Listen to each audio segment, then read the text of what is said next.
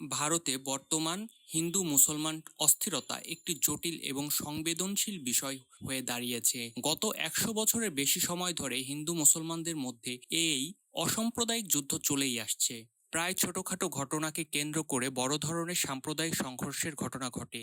এর মধ্যে ধর্মীয় শোভাযাত্রা, তুচ্ছ কথা কাটাকাটি, গুজবের জের ধরে সহিংসতা সংঘটিত হয়। এ সকল ঘটনায় হিন্দুদের তুলনায় মুসলমানদের জানমালের অধিক ক্ষয়ক্ষতি হয়, এমনকি মুসলমানদের প্রাণহানিও ঘটে। সম্প্রতি মহারাষ্ট্রের নাগপুরে ১৭ শতাব্দীর মুসলিম শাসক আওরঙ্গজেবের সমাধি ভেঙে ফেলার দাবিতে হিন্দু জাতীয়তাবাদী গোষ্ঠীগুলোর বিক্ষোভের পর শহরে কারফিউ জারি করা হয়। এছাড়া পশ্চিমবঙ্গের ওয়াকফ সম্পত্তি বিলকে কেন্দ্র করে মুসলিম সংখ্যাগরিষ্ঠ মুর্শিদাবাদ জেলায় সহিংস বিক্ষোভ দেখা গেছে, যাতে কয়েকজন মুসলমানের মৃত্যুও হয়েছে। ভারতের হিন্দু মুসলিম সহিংসতা ইতিহাস থেকে বর্তমান অবস্থা পর্যন্ত উল্লেখযোগ্য ঘটনাগুলোর উপরে একটু দৃষ্টিপাত করা যাক। ভারতের হিন্দু মুসলমান সহিংসতা আজকে থেকে নয়। চলুন বিস্তারিত ভিডিও শুরু করি।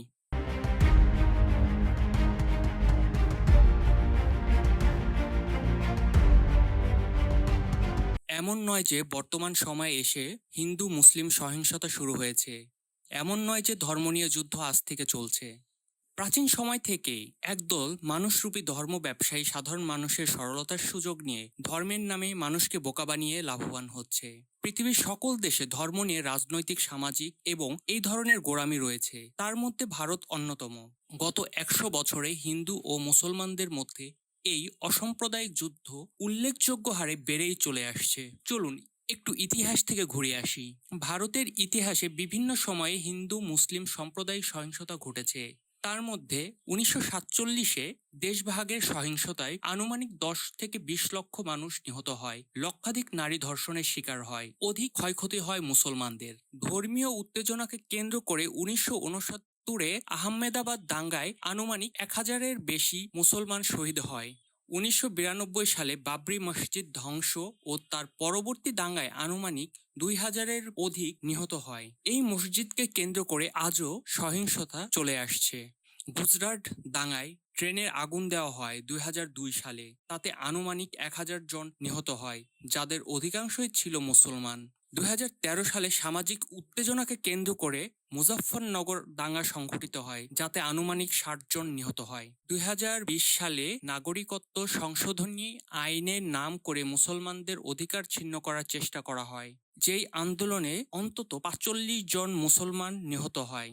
বর্তমানে মহারাষ্ট্রের নাগপুরে ১৭ শতাব্দীর মুসলিম শাসক আওরঙ্গজেবের সমাধি ভেঙে ফেলার দাবিতে হিন্দু জাতীয়তাবাদী গোষ্ঠীগুলো মুসলমানদের সাথে বিক্ষোভে জড়িয়ে পড়েছে। পশ্চিমবঙ্গের ওয়াকফ সম্পত্তি বিলকে কেন্দ্র করে মুসলিম সংখ্যাগরিষ্ঠ মুর্শিদাবাদ জেলায় সহিংস বিক্ষোভ দেখা গেছে, যাতে কয়েকজনের মৃত্যুও হয়েছে। প্রায় মুসলমানদের ভয় দেখানোর উদ্দেশ্য উস্কানিমূলক মন্তব্য করা হয়ে থাকে।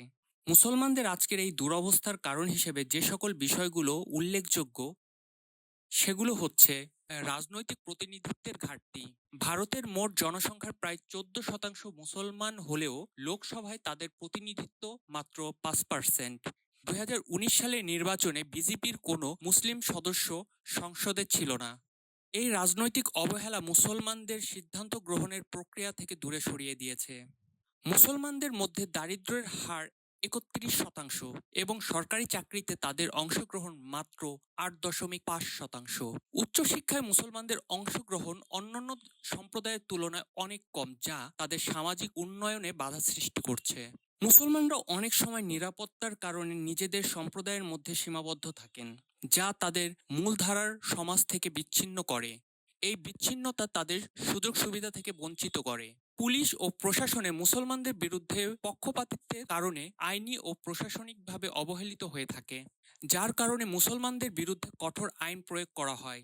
নাগরিকত্ব সংশোধনী আইন সিএএ এবং জাতীয় নাগরিক নিবন্ধনের কারণে এনআরসি মুসলমানদের মধ্যে উদ্বেগের সৃষ্টি করেছে, কারণ এ আইনগুলোতে তাদের নাগরিকত্ব প্রশ্নবিদ্ধ, যার ফলস্বরূপ মুসলমানদের নাগরিকত্ব ও পরিচয় নিয়ে সংকট দেখা দিয়েছে। অন্যদিকে দিন দিন হিন্দুরা আরো বেশি শক্তিশালী হয়ে উঠছে এবং তারা ভয়হীন হয়ে যাচ্ছে। এর পেছনে যে সকল কারণ উল্লেখযোগ্য: ১৯৮০-র দশক থেকে হিন্দুত্ববাদী রাজনীতি জনপ্রিয়তা লাভ করে।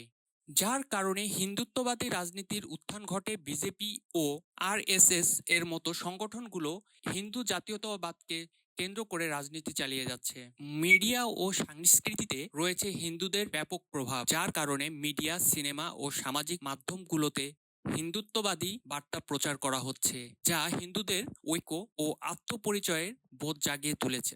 বিজেপির রাজনৈতিক কৌশল ও ভোট ব্যাংককে একত্রিত করে মুসলমানদেরকে রাজনৈতিকভাবে কোণঠাসা করা হচ্ছে, যার ফলে অন্যান্য দলগুলো মুসলমান প্রার্থীদের মনোনয়ন দিতে হীনমন্যতায় ভুগছে। ইতিহাস থেকে মুসলমানদের গৌরবময় অধ্যায়গুলো মুছে ফেলা হচ্ছে, যা হিন্দুদের মধ্যে আরও আত্মবিশ্বাসের সৃষ্টি করছে। এ সকল কারণে আজ মুসলমানরা অধিক থেকে অধিক হারে নির্যাতিত হচ্ছে।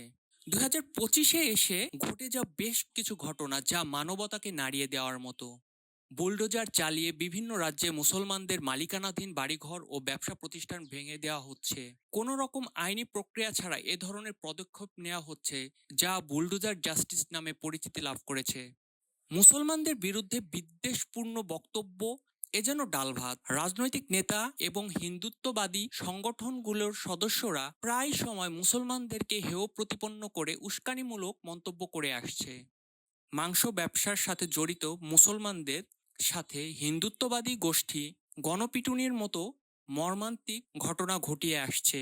লাভ জিহাদ এর মিথ্যা অভিযোগে মুসলমান যুবকদের হয়রানি ও মারধর করা হচ্ছে। সম্প্রতি ভারতের সংসদে ওয়াকফ সম্পত্তি সংক্রান্ত একটি বিতর্কিত বিল পাশ করা হয়েছে। এই বিলের মাধ্যমে ওয়াকফ বোর্ডের ক্ষমতা হ্রাস করা হয়েছে এবং এবং অমুসলিমদের বোর্ডে অন্তর্ভুক্ত করার বিধান রাখা হয়েছে, যা মুসলিম সংগঠনগুলোর মধ্যে উদ্বেগের সৃষ্টি করেছে। তারা এই বিলটিকে মুসলমানদের ধর্মীয় স্বাধীনতায় হস্তক্ষেপ হিসেবে দেখছেন। এপ্রিল মাসের মাঝামাঝি সময়ে উত্তরাখণ্ডের নন্দানগর শহরে সাম্প্রদায়িক সহিংসতার ঘটনা ঘটে, যার কেন্দ্রবিন্দু ছিল একটি হিন্দু মেয়ের যৌন হয়রানির অভিযোগ। কোনো রকম তদন্ত না করে মুসলমানদের দোকানপাট ভাঙচুর করা হয় এবং তাদের মারধর করা হয়, যার ফলে শহর থেকে 15টি মুসলিম পরিবার পালাতে বাধ্য হয়। এমন পরিস্থিতিতে শুধু একটা কথাই বলতে চাই, শুধু ভারত নয়, সমগ্র পৃথিবীতেই মুসলমানরা প্রাণ সংকটে ভুগছে। তারা নানাভাবে নির্যাতিত হয়ে আসছে, যার ফলস্বরূপ আজ মুসলমান ধর্ম নয়, শুধু মানবতাও চরম সংকটে। ধন্যবাদ। ভালো থাকবেন, সুস্থ থাকবেন, চোখ কান খোলা রাখবেন। আসসালামু আলাইকুম। আল্লাহ হাফেজ।